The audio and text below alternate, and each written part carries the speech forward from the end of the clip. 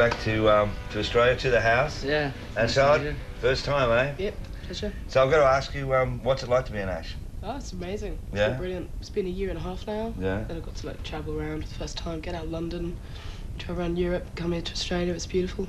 It's great. So tell me about the move of Charlotte coming into the band.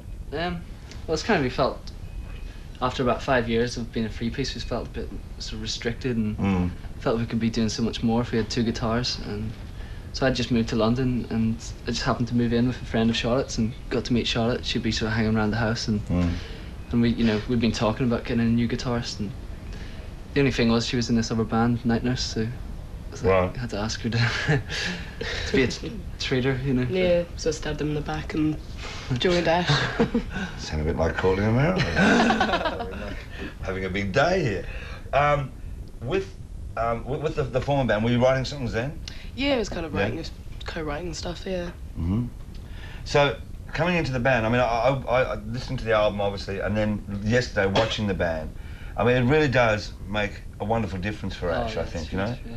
It adds, I mean, another total dimension, you know, which seems weird that when you think that there's one more musician, but it can make such a big difference, you know? Well, the free piece, it's just, there's not much going on, it's just, you know, one guitar. Yeah. But now I've got 2 guitars and backing vocals. New album, Nuclear Sounds, which is cool, but it's actually quite different to 1977. So it's like, well, I found it quite different anyway. Yeah, Is this a sign of you guys, you know, maybe moving up, you know, maybe with the touring thing, learning more as you're going along, absorbing stuff? Yeah, very much so. It's just like learning to play a lot better and just having, well, it's got a whole different approach. You know, we were trying to move away from the pop thing, which we were doing so much. You know, just for this album, we felt we wanted to do something darker. So. Something darker. Yeah. So that's the new album. But you know, we always change our minds. You know, we always go from change our styles all the time. Sort of natural inclination, just to not repeat ourselves and just make the next thing we do quite different.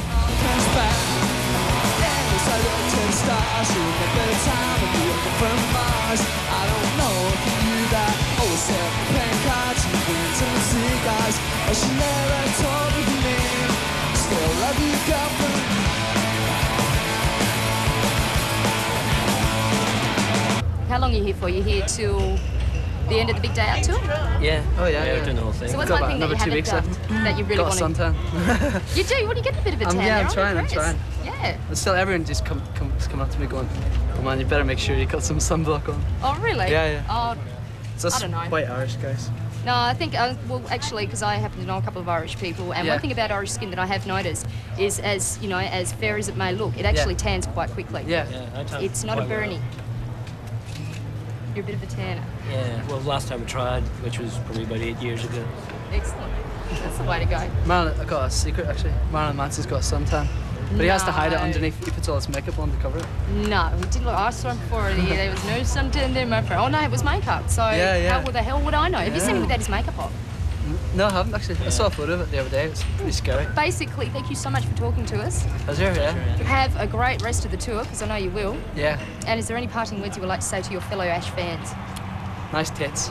How did you go with the approach of your songwriting? You know, of 2 people merging, you being the new one, Charlotte. You know. Well, I think we spent about 2 months kind of working on it, writing the album, and a kind of small farmhouse in the country, just isolated ourselves, and just spent the evenings kind of working together, jamming around ideas, recording ideas. We came out with that with about 20 songs, just of us together. So it was kind of a group effort. Yeah, it was really nice. It was really good for us to bond that way, because, you know, it's kind of weird to start with, but yeah, it kind of took a bit of getting used to, really.